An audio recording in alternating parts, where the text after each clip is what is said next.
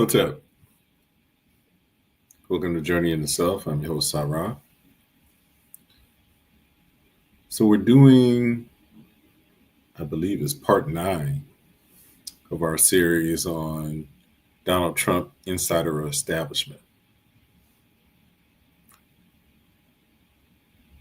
I thought it would be a very good time to revisit this issue, particularly given some current events, which include, of course, the falling out between Donald Trump and Elon Musk.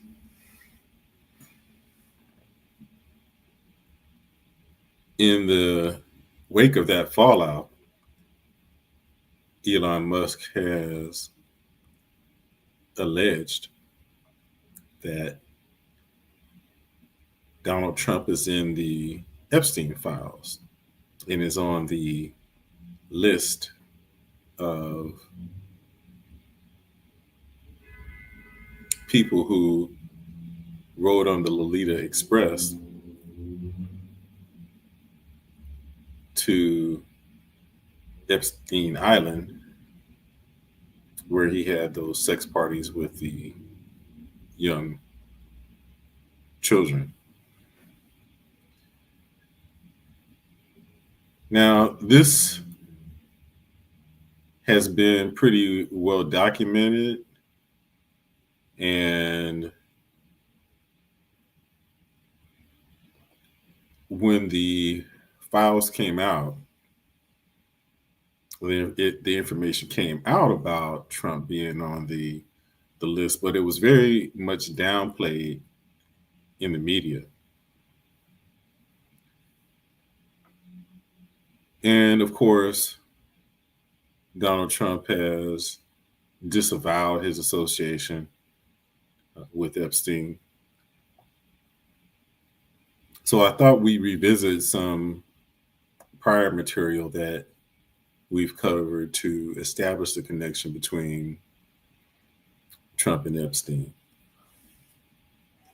And that's why I have the picture right there with one Donald Trump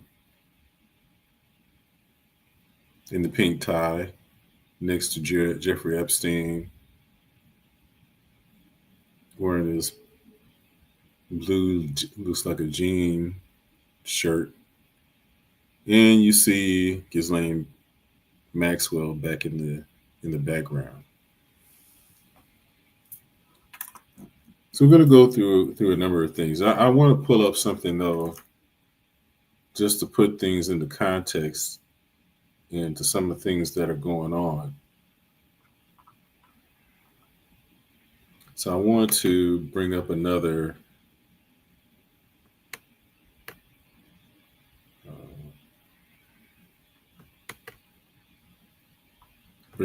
file.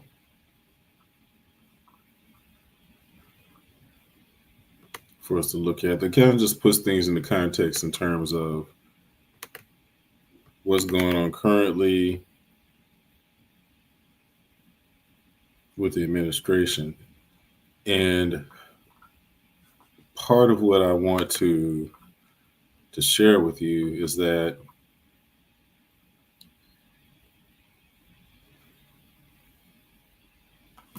with the Trump administration, along with DOGE, the Department so-called of Government Efficiency, they've either laid off a significant number of government workers, or they've essentially forced a number of government workers into early retirement or issued them some early buyouts.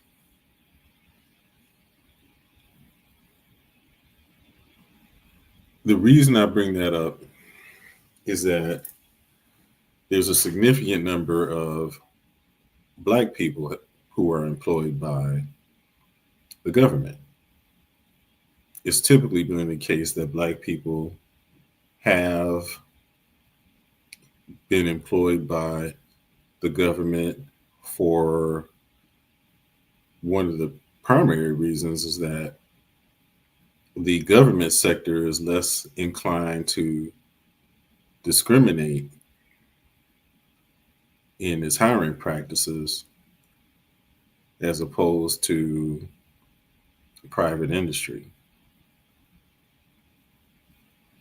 So Black people have typically gravitated to government service for that particular reason. So when we see all of the mass layoffs, you can really see that that was a attack on Black people in disguise, in the guise of improving government efficiency by essentially labeling government workers, i.e., Black people, as being um, lazy and shiftless, as the old stereotype would go. So, what I want to show is a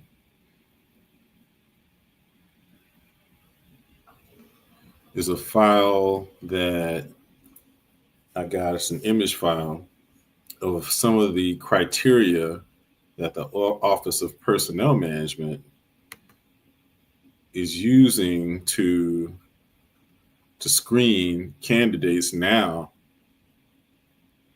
for employment with the government. And you will see the intent of this as I read through some of them, and I'll pay particular attention to number 3. So these are some of the questions that will be put forth to potential candidates for employment with the government. Again, keep in mind the fact that significant numbers of Black people have already been laid off, and so this is the criteria for hiring new workers. Number 1, how has your commitment to the Constitution and the founding principles of the United States inspired you to pursue this role within the federal government? Provide a concrete example from professional, academic, or personal experience. Number 2, in this role, how will you use your skills and experience to improve government efficiency and effectiveness? Provide specific examples where you improved processes, reduced costs, or improved outcomes. And number 3, which I wanted to highlight, how would you help advance the president's executive orders and policy priorities in this role? Identify 1 or 2 relevant executive orders or policy initiatives that are significant to you and explain how you would help implement them if hired.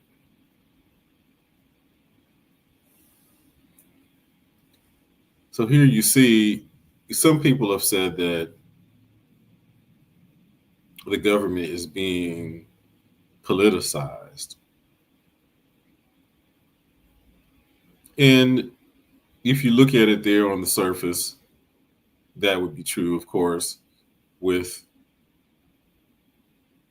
question number 3 is basically criteria for which they would screen people to determine whether or not they support Trump's agenda.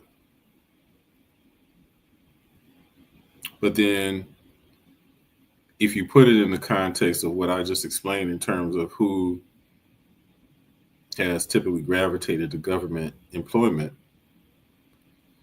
you will see that in addition to making sure that his acolytes are hired, you basically see that the acolytes that he's looking for are essentially white people.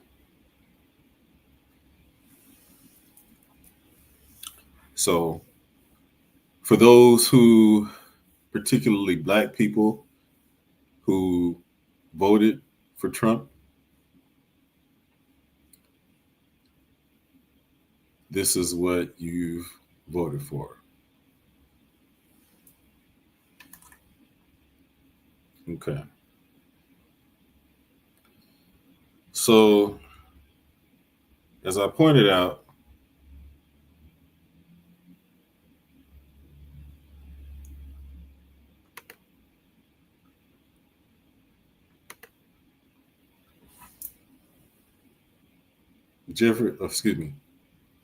Elon Musk and Donald Trump have had a falling out.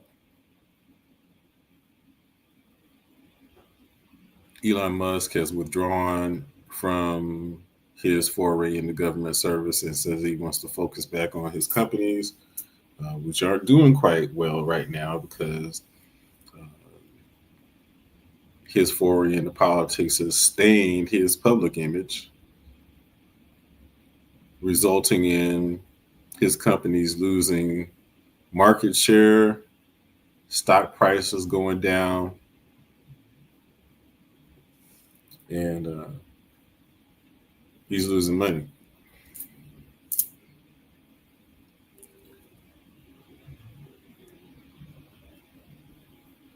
The issue that resulted in Elon Musk lashing out at Trump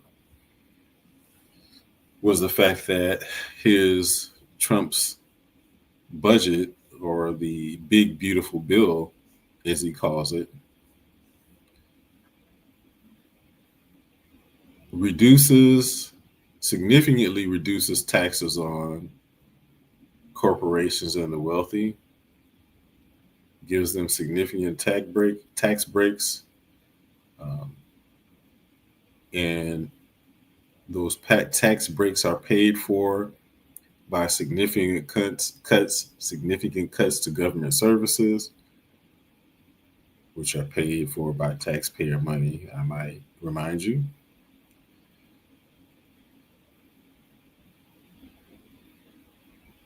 Increases in the defense budget, again, paid for by taxpayer money, which ends up in turn going to government contractors such as Elon Musk and other defense contracts, many of which are owned by the very think tanks that, and I wouldn't say the think tanks, but the people who belong to the think tanks that have devised many of Trump's policies, such as Project 2025.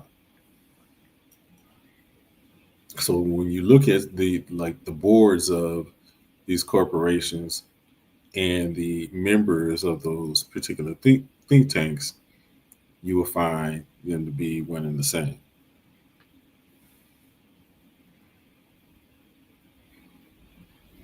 So Elon Musk lashed out at Trump's big beautiful bill by stating that instead of what Trump had promised, was that which was to reduce the size of the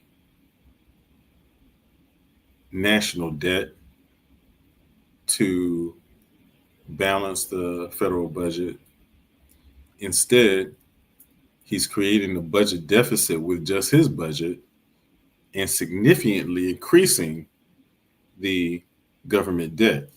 And to draw a distinction between the two, the budget deficit is basically the yearly budget. So say if you do a budget for a year and you end up having more revenues than you have expenses, then you would have a surplus in your budget. Conversely, if you have more expenditures than you have revenue, then you have a budget deficit. So the current budget set forth under Trump's big, beautiful bill creates a budget deficit, a significant budget deficit, which in turn increases the level of the national debt, which is in hundreds of trillions of dollars. Maybe not hundreds of trillions, but trillions of dollars. Okay, and the national debt is the cumulative uh, deficit, which basically is what the country owes in borrowings from other countries and anyone who has ever bought any government bonds. Okay, so Elon Musk criticized Trump for his big beautiful bill because of the fact that it increases the budget deficit and significantly increases the national debt, both of which Trump had claimed that he was going to reduce. In typical fashion, Trump lashed out at Elon Musk, and then Elon Musk responded that Trump is in the Epstein files, was on the manifest for the Lolita Express. You'll note that Trump did not respond to that particular allegation, and really just instead threatened to cancel Elon Musk's government contracts.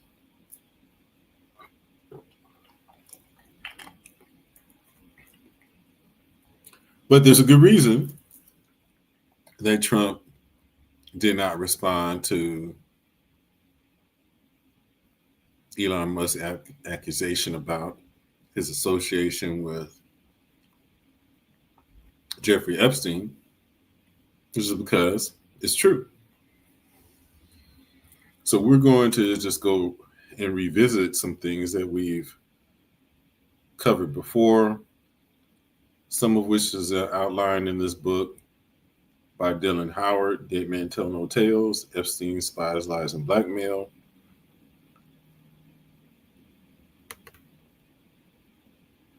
We show here again Ghislaine Maxwell in the background, along with Epstein and Trump. And maybe we'll go through a little bit more of my picture file, because I've accumulated some of these over the years. Let's see if I can add another one.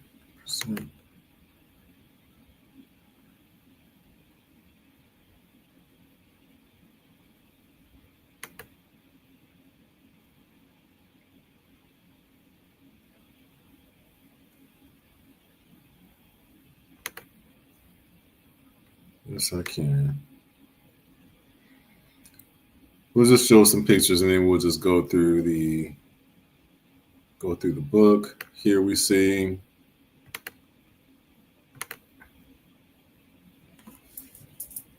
Donald Trump, Melania Trump, Jeffrey Epstein, and Ghislaine Maxwell.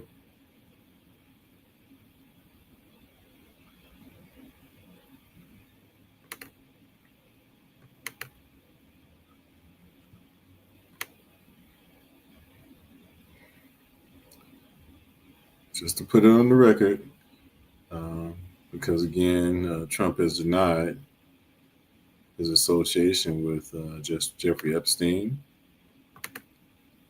You see here Donald Trump with Ghislaine Maxwell, who was Jeffrey Epstein's former girlfriend and later the procurer of underage girls for Epstein's sex parties, servicing him and other prominent individuals such as Prince Andrew,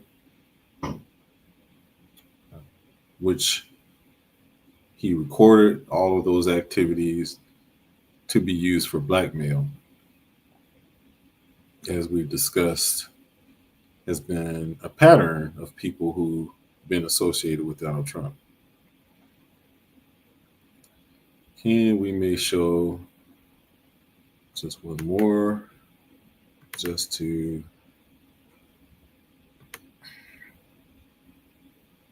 just show that there was indeed a close relationship between Donald Trump and Jeffrey Epstein. Okay, so with that, we're going to go back and read some of the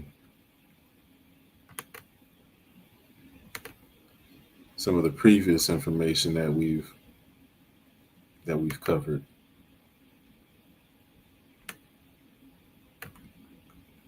Okay.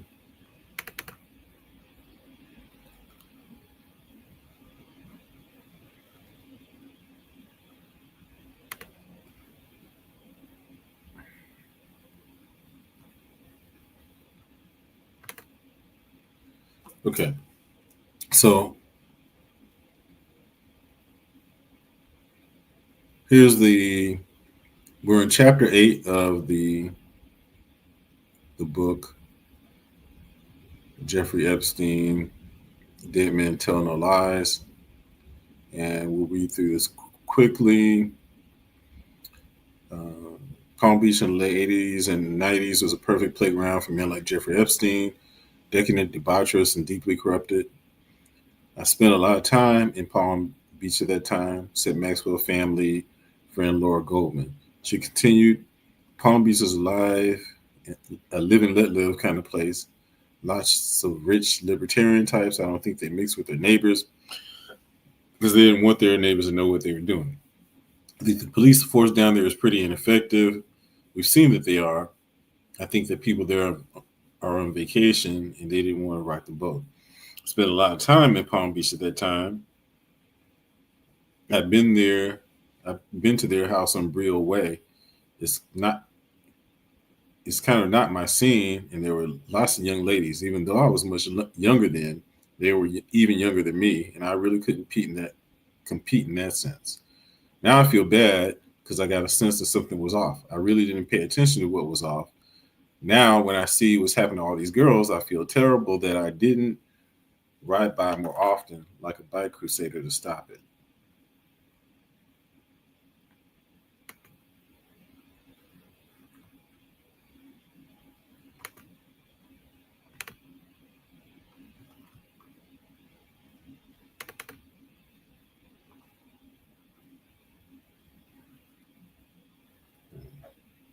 Just bear with me. Pull up the next page. Here we go.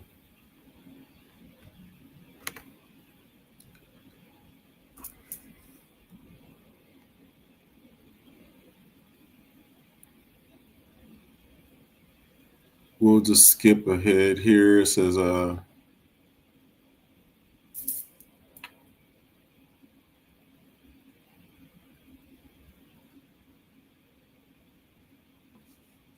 we also know through stories that have come forward from two young girls that were sisters that were in the New York area that Mr. Trump had stopped by Mr. Epstein's New York home on occasion as well. So far as high profile friends, we certainly know that Mr. Trump was a close friend of Mr. Epstein during those exact years that Mr. Epstein was molesting these young girls. These are two gentlemen that definitely ran in the same circles. Later, Epstein's flight logs would show an entry for Trump on the Lolita Express. Not only was his phone number found in Epstein's little black book, but also more than a dozen additional ways to contact him. After Epstein's crimes became public, Trump attempted to distance himself. He reportedly barred Epstein from Mar-a-Lago in 2008 and said in 2009, "I know him like everybody in Palm Beach knew him," insisting I was not a fan. This is I make this point to those in particular who uh, are apologists for Donald Trump and point to the fact that Trump has disavowed his relationship with Epstein and that he allegedly barred Epstein from Mar-a-Lago.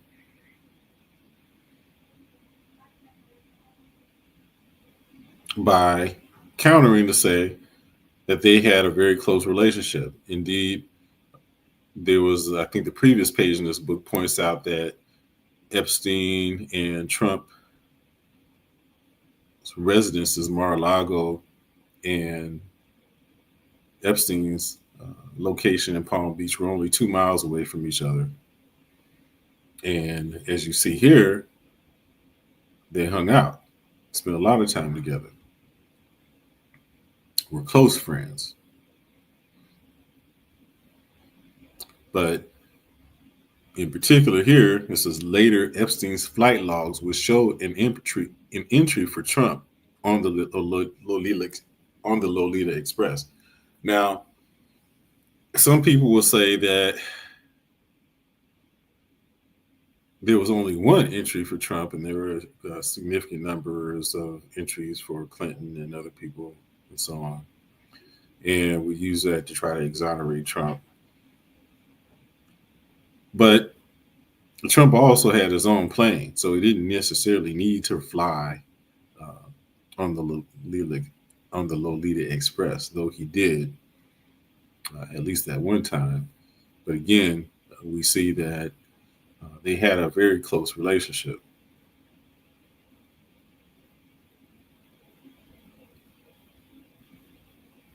Let's see if there's anything else of significance here. That was really the point that I really wanted to zero in on, was that here you see that Trump and Epstein did have a very close relationship. Let me see if I can maybe find the prior page. Pull that up.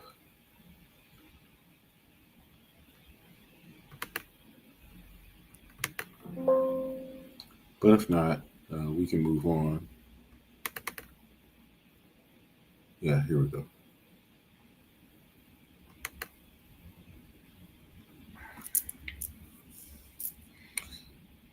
This is of interest because you'll see some correlations here between what's going on with Puff Daddy or Puffy or P Diddy or whatever he calls himself now.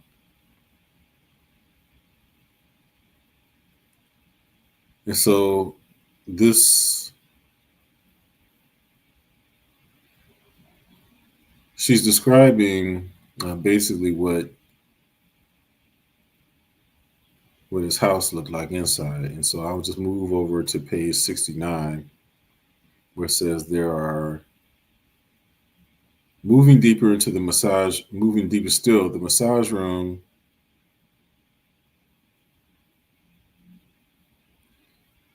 immediately upon entry, there's a large drawing of Ghislaine smiling softly and looking toward the massage table as if she presides over what would happen there. Below her, a small model airplane calls to mind the Lolita Express. At the back of the room, the massage table. There are lots of oils, lotions, and a large vibrating massager, later described by multiple victims instrument of sexual assault. More stacked towels, more hanging rows. His bedroom was nearby. But I was drawing attention particularly to there are lots of oils and lotions, which of course oils are significant uh, ingredient, if you will, to Puff Daddy's soirees, sex parties.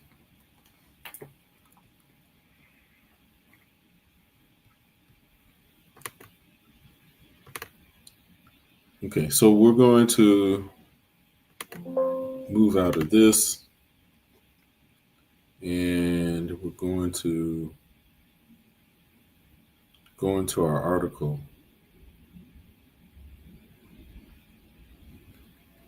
And let me remove these if I can.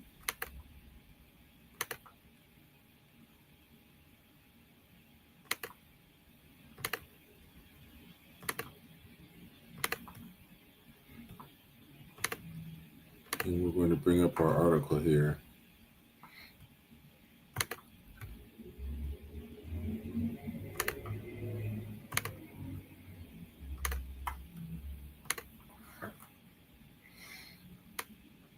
Okay, this will be a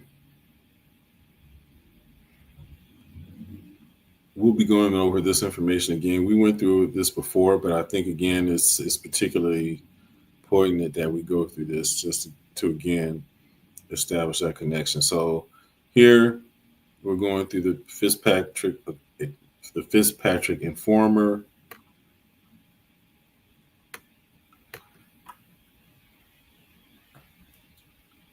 This article goes back, was originally dated November 19th, 2016,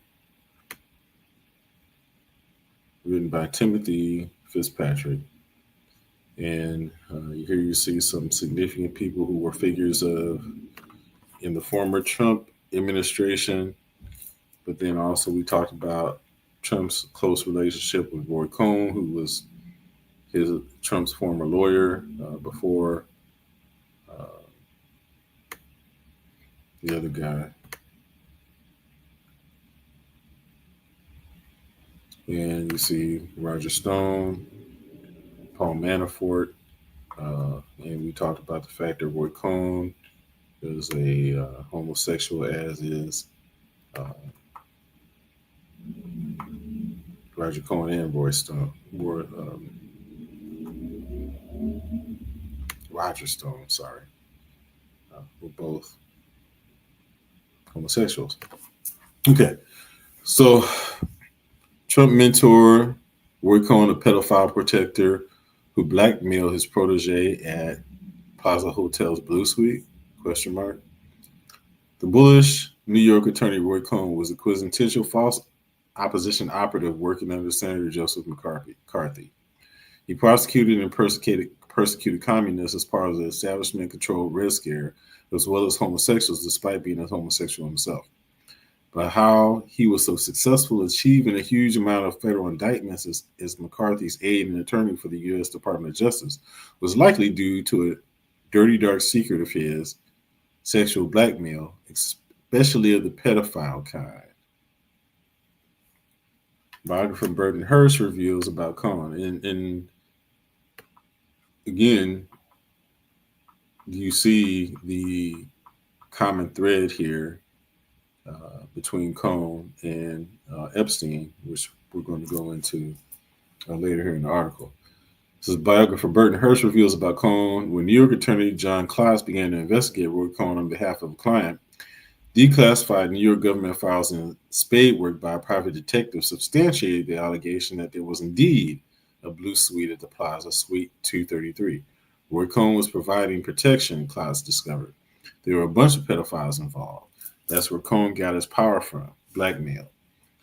Not only was Cohn tied to the Nebraska GOP pederast ring called the Franklin Scandal, as we discovered in part 2 of this series, Cohn was involved in a New York City sex ring run out of a Manhattan hotel that eventually became owned by Cohn's protege, Donald J. Trump, in 1988. Had Trump himself been compromised by Cohen and Sweet Tooth 33 with some child prostitute? Not unlike the way Trump's friend Jeffrey Epstein would compromise elites at his Lolita Island. Katie Johnson, who was only 13 years old at the time, claims to have been lured to one of Epstein's underage sex parties in New York, where she was violently raped by Trump.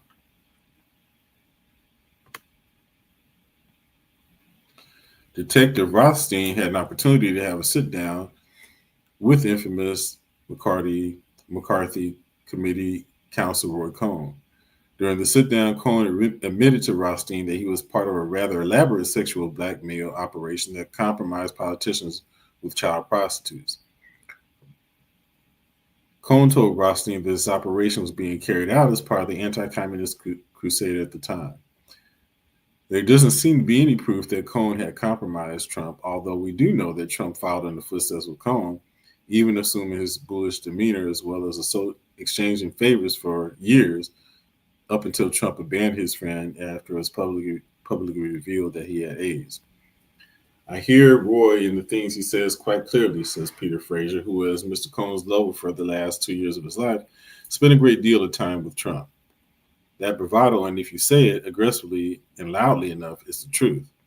That's the way Roy used to operate to a degree, and Donald was certainly his apprentice. Convict Jeffrey Epstein continues the illuministic spirit pioneered by Cohen in the New York underworld in the ring he appeared to have run in connection with Trump's Mar-a-Lago resort, which apparently was a proving ground for would-be sex slaves. And the whole notion of anti-communism and saving America was a convenient bait used in a basic Hegelian dialectical system. Cohen was vice president of Rabbi George Sokolsky's Political Action Committee of the American Jewish League Against Communism.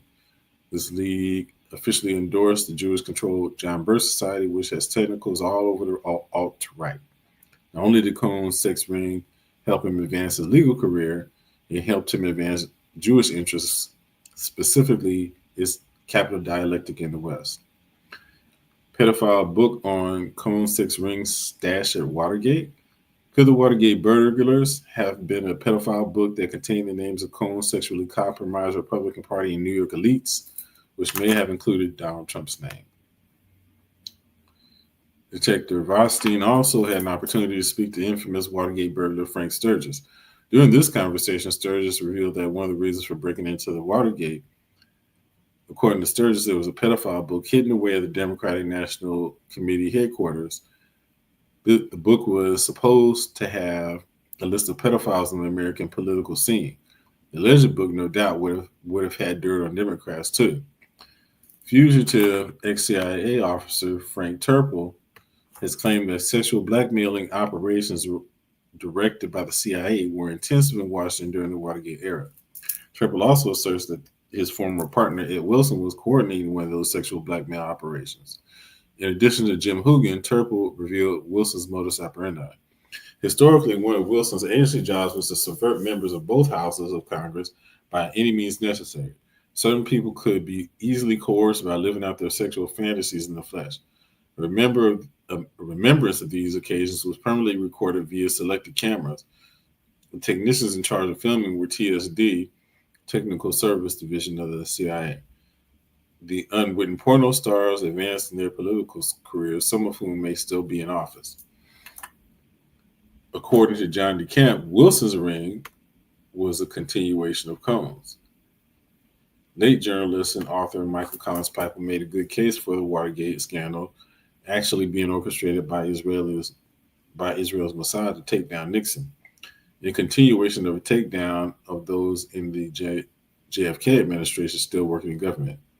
Interestingly, James Jesus Angleton, Mossad's top ally in the CIA and alleged architect of a deliberately botched Watergate burglary, apparently had sexually compromising photos of Cohen associate, 33rd degree Freemason J. Edgar Hoover. Author Anthony Summers, in his recently released biography of the former FBI Director J. Edgar Hoover, described how the alleged compromising photos of Hoover engaged in homosexual activities managed to surface in relation to the Garrison investigation. According to Summers, he was told by former CIA operative Gordon Novel that he was shown such photos by James J. Angleton. Piper illustrates how it was Jewish mob boss Meyer Lansky who spearheaded the blackmail of homosexual Hoover. The significance of Meyer Lansky, again, is that Meyer Lansky was one of the owners of the Mary Carter Paint Company, which then became Resorts International, who in turn sold the Taj Mahal Casino to one Donald Trump, beginning his foray into real estate and casinos. Summers created a media sensation when he alleged in his new biography of Hoover, Official and Confidential, on the PBS series Frontline that Lansky blackmailed Hoover with supposed photos of Hoover engaged in some homosexual activity. I think I've seen that PBS Frontline special, and it is quite damning for J. Edgar Hoover. Kalansky and his associates have directed Cohen's sex ring. Hoover is alleged to have been witnessed dressed up in drag with two young boys at the Plaza Hotel. Could have been Cohen's room 233 pedophile hangout. Daily Mail lies about Trump rape accuser following convenient dropping of her lawsuit. A week before the U.S. federal election, Katie Johnson, the woman who filed the lawsuit alleging that Donald Trump raped her when she was 13 at an Epstein sex party in New York, canceled a press conference in which she was to reveal her identity. The conference will precede the approaching pretrial in December of this year. On November 2nd, Johnson's legal representative, Los Angeles attorney Lisa Bloom, told a press scrum at her Woodland Hills, Los Angeles office that Johnson would not be appearing due to fear of her life following threats.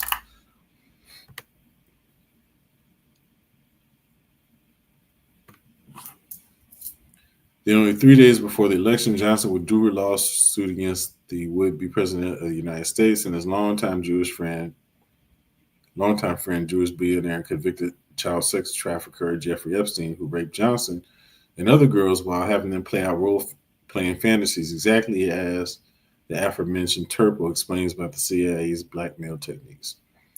That the dropping of the suit was a huge convenience for Trump and his eventual election goes without saying. Johnson's deposition stated that Trump and Epstein threatened her life and those of other child victims if they were to reveal the crime. It appears that with this decades-old threat, they finally got to Johnson and her lawyer in time for the election.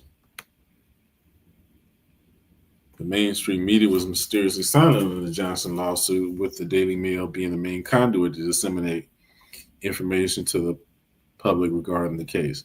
The Daily Mail's last article on the Johnson-Trump rape scandal was published on November 7, 2016, the eve of the election, with the deceptive headline of "Exclusive: Troubled woman with a history of drug use who claimed that she was assaulted by Donald Trump at a Jeffrey Epstein sex party at age 13 made it all up." Notice that the writer of the article headline used all uppercase letters for the lie that they told, much like Trump does. This despite the article never conclusively proves that she made up her story. Nowhere does Johnson say she made anything up, yet the Daily Mail crafted this politically motivated clickbaiting headline to suggest otherwise. The Mail also slanted the story to suggest that Johnson's claims were that of a drug-riddled, troubled person. If this is true, it's not uncommon for rape victims. And in truth, the Daily Mail was counting on people reading only the dismissive headline rather than reading the article, which is typical of people these days, because people don't read, and weighing the evidence and deciding for themselves. Reading on in that article, there's very scant evidence from a conveniently anonymous source that Johnson made up her story. Furthermore, the Daily Mail itself spoke with Epstein procurer Tiffany, who corroborated Johnson's entire story, which just happens to corroborate Virginia Roberts' proven claims against Epstein. It seems that the Daily Mail was given a last-minute directive by Mossad question to exonerate Trump. Thus, the mail sudden and unsubstantiated dismissal of Johnson's claims. Ironically, child sex procurer Ghislaine Maxwell's Mossad asset father, Robert Maxwell, controlled much of Britain's media at one time. It's likely that Britain's media today is still in similar hands, thus the dramatic U-turn by the Daily Mail in the Johnson case. According to the disinformation surrounding this case is the double standard held by Trump supporters and the pseudo-alternative media. Rape allegations, all of them against Bill and Hillary Clinton, are fair game, but any against Trump are off limits. That's a very poignant point because whenever it's brought up, the allegations about Trump is just quickly disavowed, explained away, or ignored. And I've had that experience in communicating with some of those people myself. Pizzagate, interference play or further down the rabbit hole. Shortly before the U.S. federal election, image board discussion group 4chan, Reddit, and the highly suspicious Anonymous is alleged to have broken an elite Washington, D.C. child sex scandal dubbed Pizzagate. Of course, it only involves Democrats, even though the GOP has a history with child sex rings like the aforementioned Franklin scandal in Nebraska and Washington, D.C. It's too early to determine now the veracity of this conspiracy theory. However, those in conspiracy circles have completely bought into the theory blindly without investigating too deeply. There are inconsistencies in the story. The fact that the story was automatically believed shows the mindset of Trump supporters and those on the alt-right. They are as controlled as their opponents on the left, who also believe anything spoon-fed to them by leftist talking heads. At the time of the release of the scandal, thanks to WikiLeaks hack-leaked emails, is also suspected as the rape case against Trump was gaining momentum, as well as articles like mine showing Trump's and Clinton's connections to the child sex ringer Jeffrey Epstein and his Mossad asset, Ghislaine Maxwell. The right wing has had no interest in WikiLeaks up until Trump announced his running for president, at which point WikiLeaks seemed to suddenly shift its focus against Democrats. True. Time and thorough investigation will reveal whether Pizzagate is legitimate or merely a distraction. There's also the possibility that Pizzagate is true, but it is limited hangout, or perhaps Pizzagate is connected to Epstein and his Mossad run child sex ring. I would concur with his assessment. I think it's just some half truths because I agree with him that it involves both Republicans, Democrats, conservatives, liberals. It's there because they're both two sides of the same coin. And it's just an illusion that they're in opposition with one another because as we've shown in some of the material that we've already gone through, that there are significant connections between both sides. Okay, so we're going to move on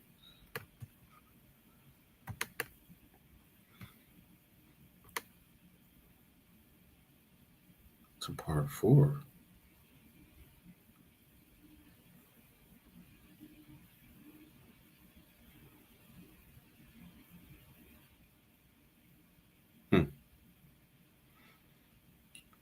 Okay, this should be good. This was published on May 13th, 2018, again by Timothy Fitzpatrick Informer. Here you see significant players, Simeon Mogilevich, Walter Rosen, Simeon Mogilevich, Jewish Russian mob boss, of course, particularly in the prior iteration of the Trump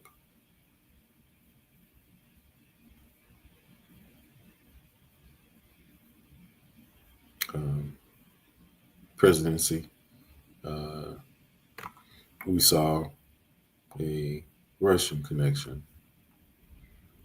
Wilton Rosen, Trump partner, Lviv, Lieutenant Chabatanik, Alex Sapir, Trump partner, son of Tamir Sapir, and Lviv, Lieutenant Chabatanik, Lev Lviv, King of Diamonds, oligarch with ties to Putin, Netanyahu, Trump, Chabatanik, Felix Sater, Trump partner, son of Mogilevich, underboss, Mikhail Sharosky, Chabatanik, and I see over here that there's a recent article that Timothy Fitzpatrick published, Elon versus Trump. So let's skip over to this and see what Mr. Fitzpatrick has to say about that.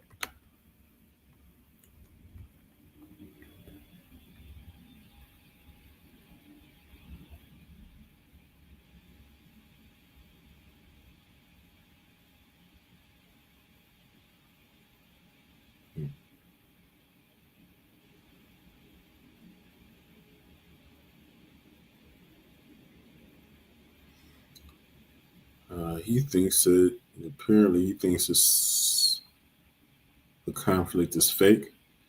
Um, I wouldn't rule that out. I wouldn't rule that out at all.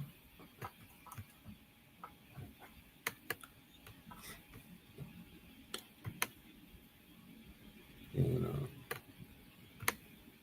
yeah, I wouldn't rule that out at all. So a lot of things are really just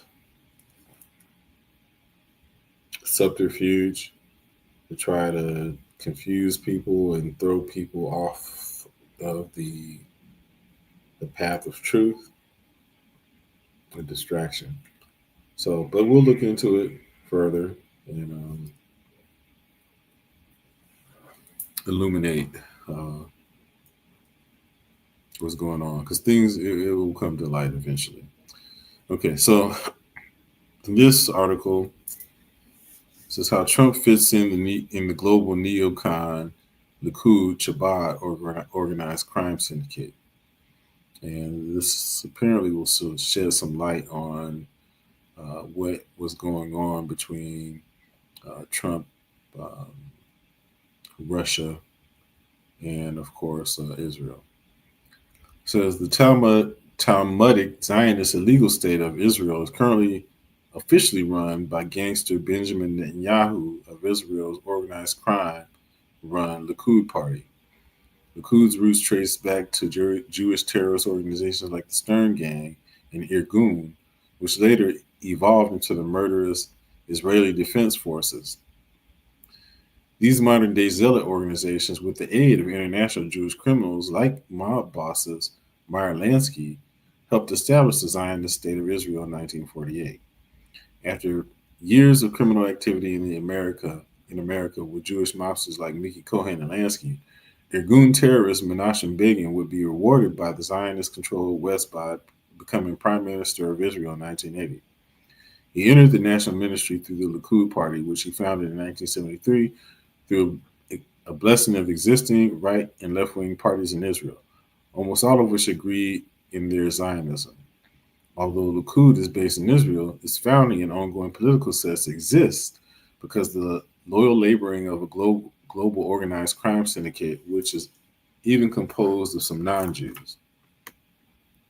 Shabbat Mafia.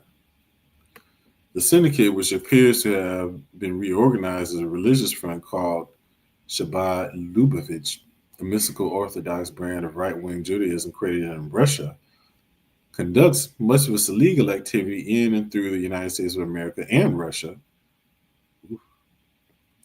whether it's running drugs, arms, carrying out fraudulent business and real estate transactions, sex trafficking, extortion, or assassinating undesirables.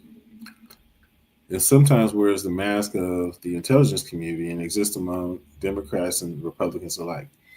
No American president, save for JFK, has dared to cross it.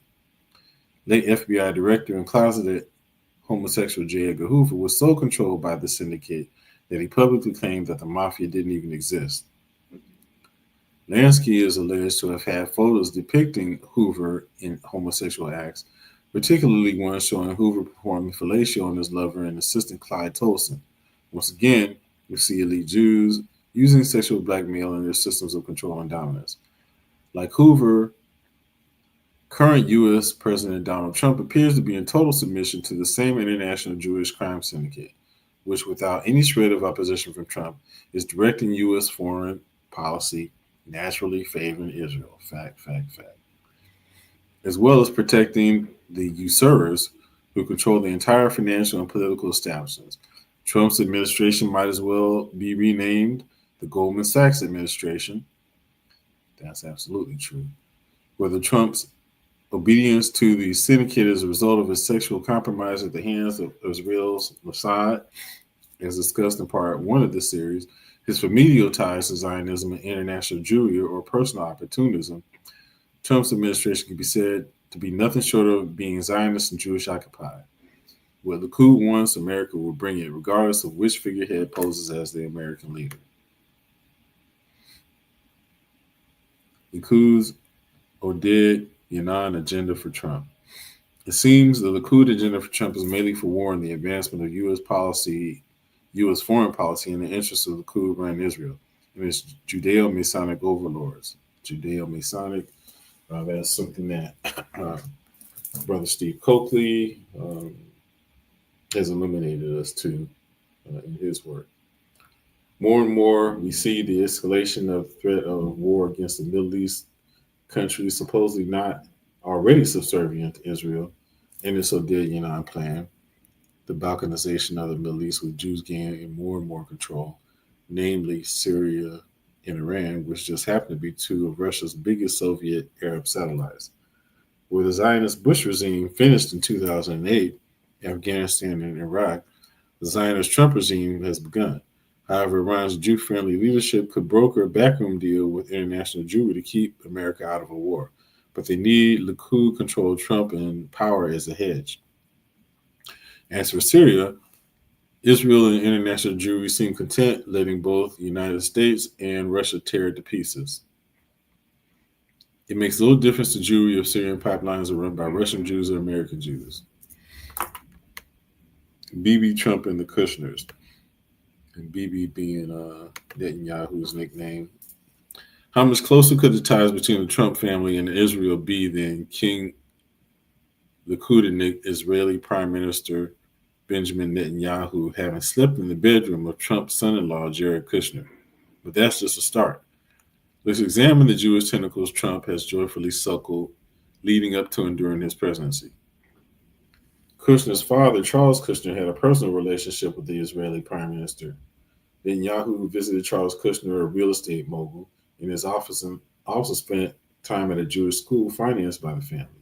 Netanyahu even included Charles Kushner on a list of wealthy American Jews likely to contribute to the Likud primary elections a few years ago, reported the New York Times. We've only scratched the surface here of the relationship between Bibi and the Kushners, but another interesting association is between Netanyahu's disgraced former chief of staff, Ari Harlow, Trump Russia-backed channeler Eric Prince of the Mossad, like Blackwater, now Academy, and Jewish billionaire Vincent Chinguiz, who was once the largest shareholder of the SCL Group, the parent company of the Cambridge Analytica. Cambridge Analytica is a data mining company currently under investigation for its involvement in getting Donald Trump elected president. Trump is tied to Cambridge Analytica in multiple ways, but conflicts of interest are only the beginning, as the company is known for its use of sexual blackmail and other dirty tricks in achieving its objectives. Outrageously, Trump has his supporters fooled that he could use the Likud and Nick Jared to broker peace in the Middle East. The only kind of peace Trump could be interested in is a one-sided deal benefiting racist Israeli settlers and their criminal Likud government, which is exactly what is happening right now. And when you know it, Trump and Kushner interests were named finalists earlier this year to build the FBI's new headquarters. They're actually going to replace the old headquarters dedicated to the Lansky crime syndicate operative and FBI Director John Edgar Hoover. Remember that Hoover was connected to the Roy Cohn pederast ring, with which both Roger Stone and Donald Trump are implicated. Fittingly, the Trump interest, Vornado Realty Trust, is a major investor in 666 Fifth Avenue, the flagship skyscraper of the Kushner companies. Vornado is run by Jew Steve Roth, who has been advising Donald Trump on his plans to revamp the nation's infrastructure. Roth also served as one of Trump's top economic advisors during his 2016 election campaign.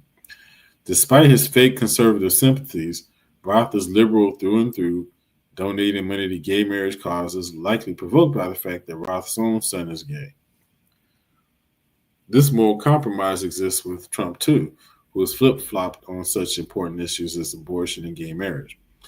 To confirm this, Trump attended the gay wedding of Roth's son, Jordan, in September 2012.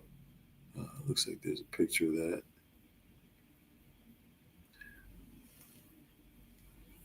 Chief Ursurus at Goldman Sachs, Lloyd Blankfeld, was also in attendance. Trump's consistent flip-flopping, I should point out, does not seem to be due to Trump's confusion or trying to appease both sides. Instead, it appears that the about-facing is deliberately done as part of some kind of shock and awe confusion doctrine, where nobody can figure out anything, especially Trump's opponents. Sodomy and usury together at last. And here you see Ghislaine Maxwell, procurer of underage girls for Jeffrey Epstein. Says Jeffrey Epstein's Mossad-connected child sex procurer Ghislaine Maxwell, with Trump appointed Stephen Schwarzman at New Yorkers for Children. Wow.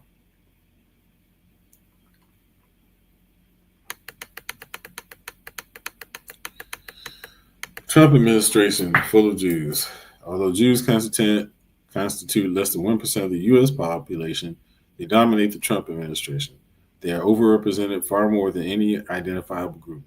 Dozens of Zionist Jews have been placed in top positions, some of which include, I know some of these positions have changed, Jared Kushner's Trump's son-in-law, David Friedman, ambassador to Israel, Steve Wynn, Jewish casino mogul, appointed chairman to GOP finance leadership team, Elliot Brody, Michael Cohen, that's who I was trying to remember before, Trump's personal lawyer, succeeding Roy Cohn,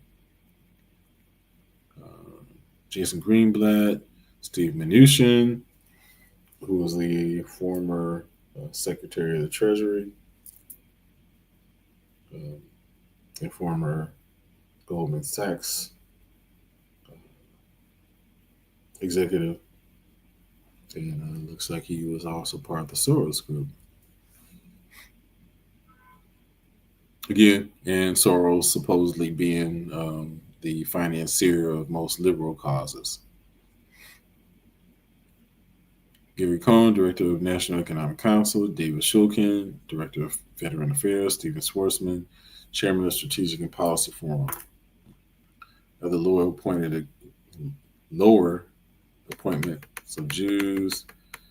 You see the list here: Carl Icahn, Stephen Miller, Boris Epstein, Abraham Berkowitz, Louis Eisenberg, Michael Glasner, Reed Cordish. There are even more Jews present in the Trump administration mid and lower levels. Of course, the United States presidency run by Netanyahu and Likud would have to be disproportionately staffed by fellow tribesmen. Jews dominate the back channel between the Trump administration and Russia. This looks like Fred Trump. It is Trump's father, Fred C. Trump, who donated the land for the Talmud Torah of the Beach Haven Jewish Center. Discusses the impressive future with the assemblage at last week's groundbreaking. The Trump family's long-standing Shabbat love. Winning along the Likud control of Trump is Jewish religious and mob control. Enter the mystical radical Kabbalist sect Chabad Lubavitch. I put sect in parentheses because these aren't really any sects of Judaism, because Jewry functions as a unified entity regardless of internal disputes. Trump's ties to the Chabad crime syndicate go back to his father Fred, a businessman, real estate speculator who had a lot of Jewish tenants and Chabadnik handlers. Trump must have felt something special for his Jewish tenants because in the 1950s he donated land for what became the Beach Haven Jewish Center and continuously supported its activities throughout his lifetime. The center's current rabbi and rebbitzin is Brooklyn local Shimmy Silver, who grew up in the Crown Heights Chabad community. Also in Crown Heights are Chabadniks Samuel Sandy Lindenbaum, high-powered legal counsel to Donald Trump, to the aforementioned Stephen Roth and the 9/11 conspirator Larry Silverstein, and his father Abraham Bunny Lindenbaum, an apparent Lansky organized crime syndicate operative who appears to have been Fred Trump's handler and confidant. As his father had been Bunny Lindenbaum for his fixer, Donald Trump had Roy Cohn, the Picasso of the Inside Fix, reads a 2015 Vanity Fair article. Fred Trump's own real estate fortune had been made with the help of the Brooklyn political machine, especially Abe Beame. In the 1940s, Trump and Beame shared a close friend and lawyer, a captain in the Brooklyn political club named Bunny Lindenbaum. Abraham David Birnbaum Beame was the first Jewish mayor of New York, as well as his comptroller throughout the 1960s and 70s. Beame attended Donald's wedding to Ivana in 1977. Beame was in cahoots with both Roy Cohn and his father, Al, and may have been part of Cohn's sexual blackmail ring. Incidentally, the Trumps profited handsomely around the time Beame's politics bankrupted the city of New York. Donald negotiated the biggest tax break in New York history, worth $160 million, buying up derelict buildings. There you see Trump with a couple of rabbis with Jared Kushner in the background. Donald and Shabbat. On November 9th, 2016, after Trump had been elected president of the United States of America, the Israeli press boasted of Trump's relationship with Judaism and the Shabbatniks. Trump is one of the donors of the Ruzin Bayan Yeshiva in Jerusalem, the article states.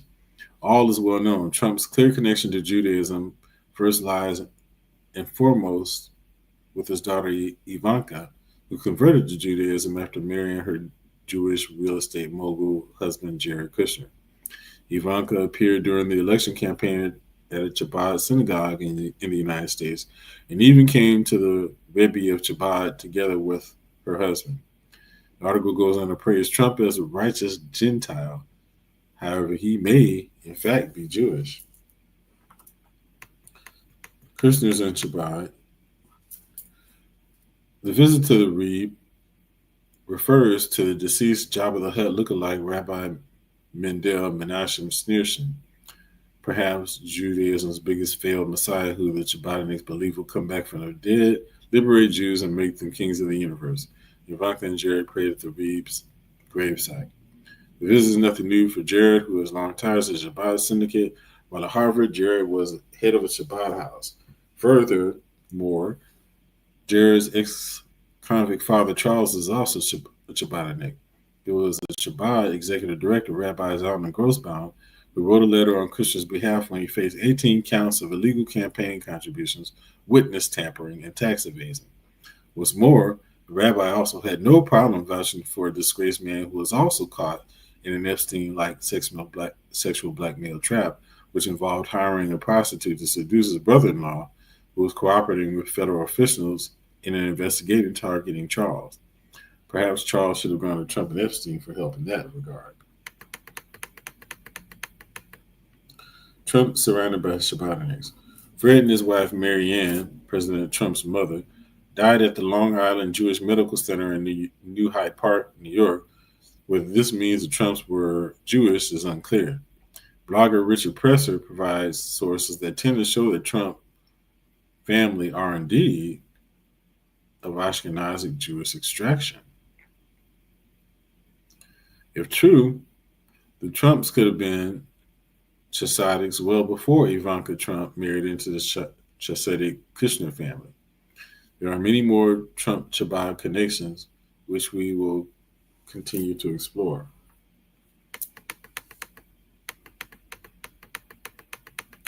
The Russian connection is actually another Chabad crime syndicate connection. Trump campaign and his false right support base have been mocking the left wing media for his claims that Russia meddled in the U.S. election. It's all just Democrat Party propaganda designed to incriminate Trump and the apparently right leading Putin regime, the rhetoric goes. But a deeper examination of the claims reveals the truth. Although said media is not framing the evidence accurately, instead of showing that mainly Russian Jewish oligarchs have been meddling for their own personal interests and for the purpose of advancing Jewish geopolitical interests, the left wing media is framing the narrative as Putin and the Kremlin alone meddling for geopolitical advantage of the Cold War source. It's a gross oversimplification of things which Putin must love because it hides the true goings on. The key Judeo-Soviet oligarch and mobster players in Trump's ascension to power include, but are not limited to,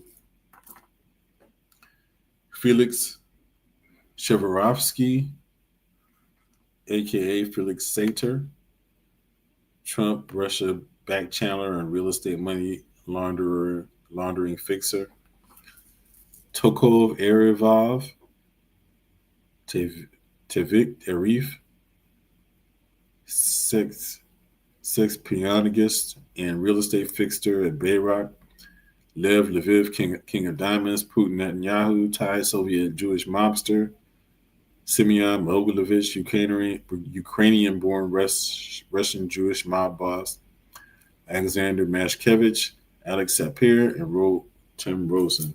Those are the people that we saw in the picture at the beginning of the article.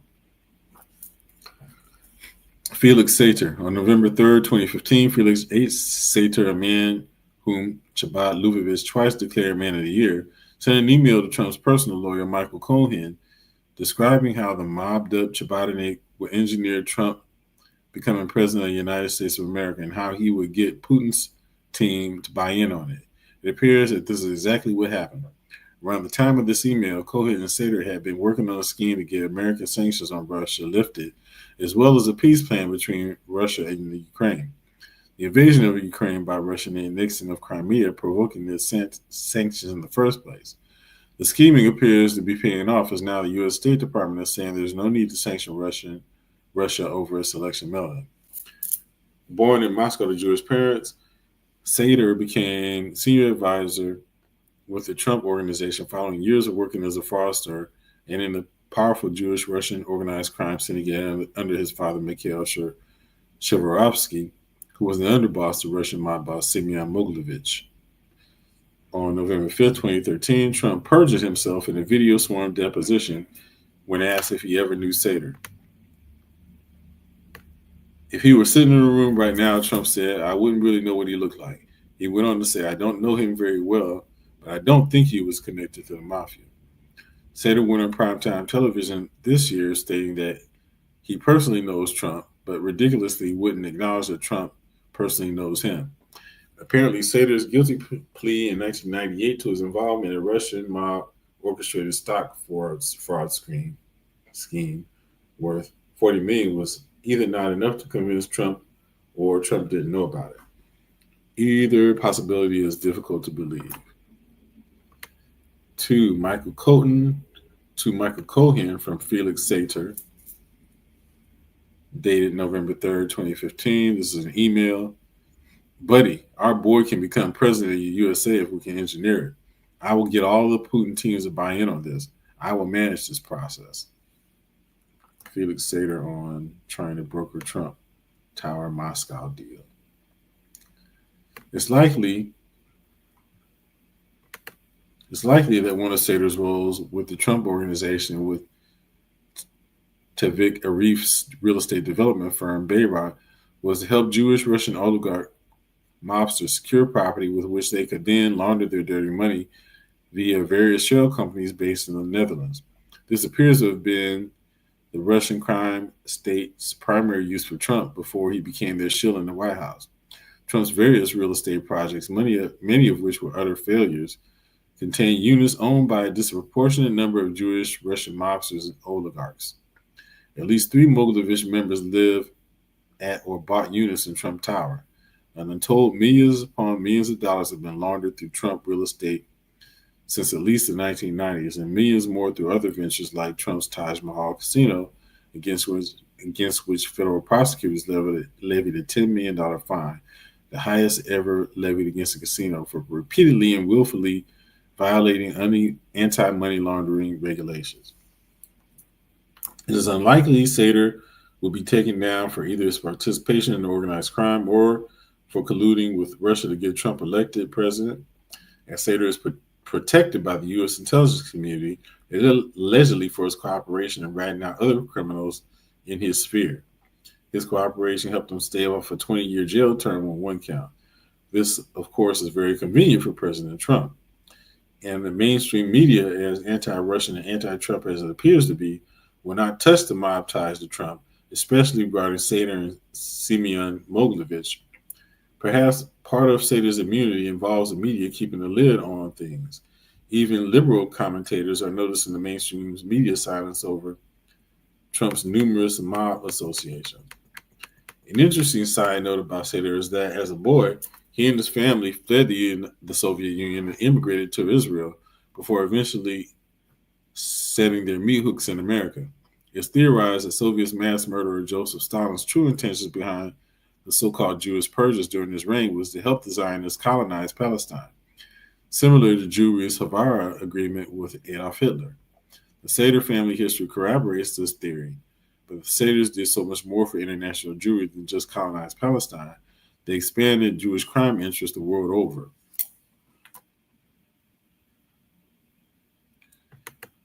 And here we see a chart linking a number of different people.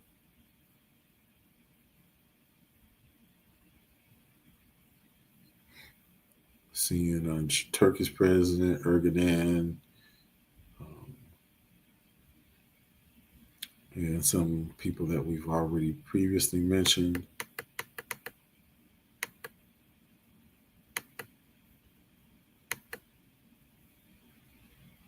Whoa. We'll have to go into that. Okay. Tavik Arif and Alexander Maskevich. Scummy real estate money laundering and suspected child sex trafficker Tavik Arif is the founder of aforementioned Bayrock Group, of which both Trump and Sater have used to aid their organized criminal activities. When Trump couldn't secure financing from other creditors for his various ventures due to multiple bankruptcies and debt, he turned to his Soviet-born gangster pal Arif, among other shady dealers. I'd always wondered how he got financed because I knew he was basically not credit worthy in the United States. Arif worked for Soviet Ministry of Commerce and Trade of the former USSR for 17 years before finding his niche as a crime syndicate operative. Although he apparently isn't Jewish, is a big donor to Felix Sater's Shabbat home synagogues of Port Washington. Again, we see the ever-pervasive Shabbat mafia lurking beneath the reins of power. In 2010, Arif was arrested aboard a $60 million luxury yacht, the Savarona, where authorities found underage girls and young women from Russia and Ukraine who were believed to be used to sexually service prominent people for $3,000 to $10,000 per tryst. Arif also accused of human trafficking by authority. He was one of 10 people arrested in the incident. A year later, Arif was acquitted by a Turkish court. Keep in mind that Turkey has good relations with Russia and its organized crime syndicate, along with 6 others. 4, however, were convicted but with suspended sentences.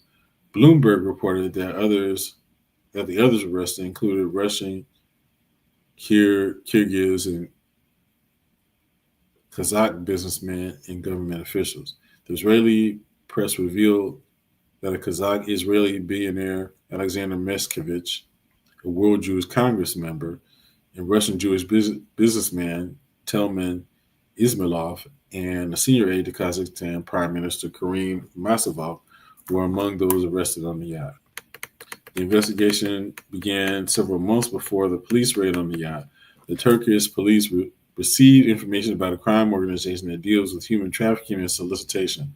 The organization was headed, according to the information, by Taufik Arif, a Turkish tycoon. Trump's business partner and owner of a metal production factory in Kazakhstan and many other businesses in the U.S. and Britain. Arif Dove, David by his people, was born in Kazakhstan and has lived in Turkey since 1994. The police followed his organization for 2 months, documented them with video cameras, tapped their phones, and broke into their email and bank accounts. And these are some of the young Slavic women detained following an elite tryst in the South Verona. The Jewish press article goes on to describe an all too familiar scenario reminiscent of Trump's sleazebag pal Jeffrey Epstein. Investigation materials show that a Reef's organization provided escort services to businessmen. The young women, some of whom were underage, according to the investigation, was one of the young women, some of whom were underage, according to the investigation. One of the businessmen was especially fond of the 13, 14-year-old, and the organization had supplied those girls. Were brought from Russia and the Ukraine through modeling agencies. The investigation protocol includes transcripts of phone calls between Arif and his partners describing the girls' their age, height, and looks. Although Meskevich denies having even been on the yacht at the time it was raided, Turkish reports claim to have proof in the form of receipts that Meskevich paid in advance for the use of the yacht during the 5-day trip. Interestingly, Princess Diana and Dodi Al Fayed, whom I briefly talked about in part one of this series as being assassinated by Mossad, had chartered the same yacht at one time. Adding to the implausibility of Mashkevich and Arif's claim to innocence is the fact that the yacht was originally purchased by Mustafa Kemal Ataturk, the founder of modern Turkey. According to the Ynet News, the orgy affair raised a storm in Turkey because any slur on the memory of Ataturk is an offense punishable by imprisonment, which seems to say that the Turkish authorities were trying to downplay the entire affair, even if it meant they had to let the guilty off the hook. So revered is this yacht by the Turks that there are calls to turn it into a national museum. Therefore, why let the sex scandal taint its image and run the risk of breaking the law? Though Mashkevich's Eurasian Group, or through Mashkevich's Eurasian Group, he is alleged to be a financier of Trump's real estate projects through Bayrock LLC. And wouldn't you know it, Mashkevich appears to be a Chabadanik. In late 2011, not long after he was arrested on a Reef's boat with the young prostitutes, Mashkevich was honored with a Torah school at Chabad Russian Center of South Florida, Trump's neck of the woods. Could Trump's chum Arif have been running a child sex blackmail operation like his other chum, Jeffrey Epstein? It's quite possible. Arif and Epstein could be part of the same Mossad KGB elite blackmail operation. There you see Lev Lviv with Vladimir Putin.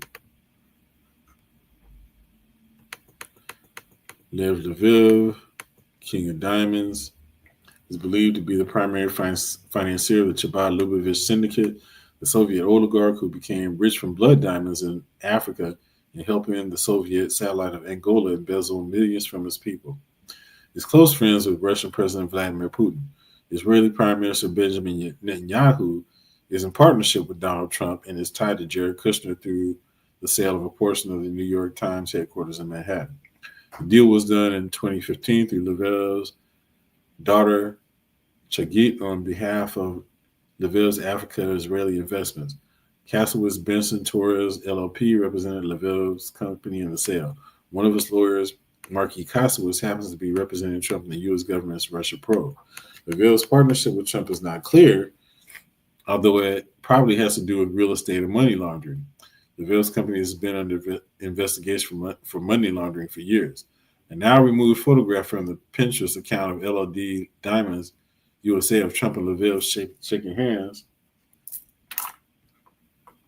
Let's go back up to that picture.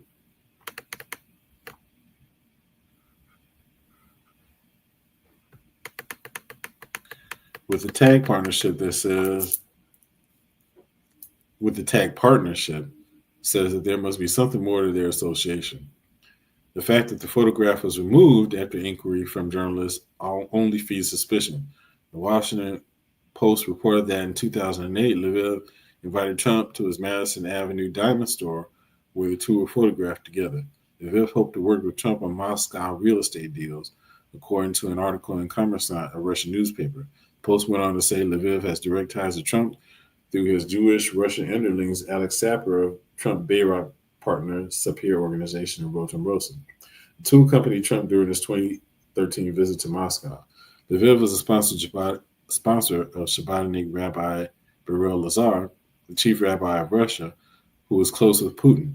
With all good Soviet businessmen, LaVille has deals in communist North Korea and China, Sino-Soviet Axis members. Russian Jewish oligarchs own Trump. Because of Trump's repeated insolvency and growing debt, he needed the only available loan sharks in the world, Jewish Russian oligarchs and mobsters. It becomes difficult to distinguish between the two.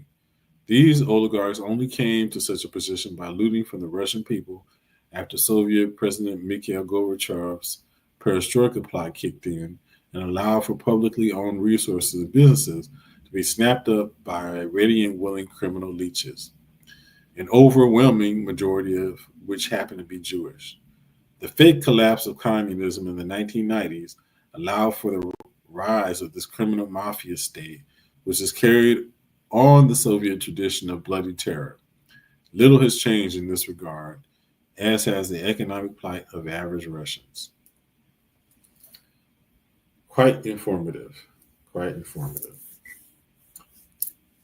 So I think we will end it there.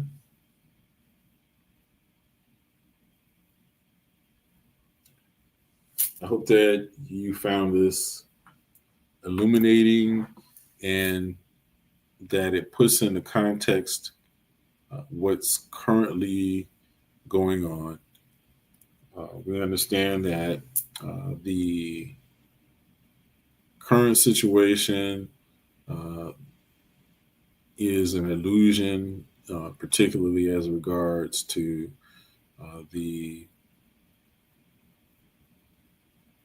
conservative, liberal, Republican, Democratic conflict, because we do understand that they are both two sides of the same coin. Because they're both controlled by the same people. So it's important that we really pay attention and just kind of read between the lines as we look at the news, because we understand who controls the news. And it's important for us to do our own research and not just pay attention to headlines. And so it was in that spirit that I wanted to show this and give some insight into what we see going on currently in the country. And we should be concerned. We should be very concerned. So with that, we will meet again here on Journey in the Self. Again, I hope you found this to be enlightening. And, we do this because, we are both spirit beings living in a physical body.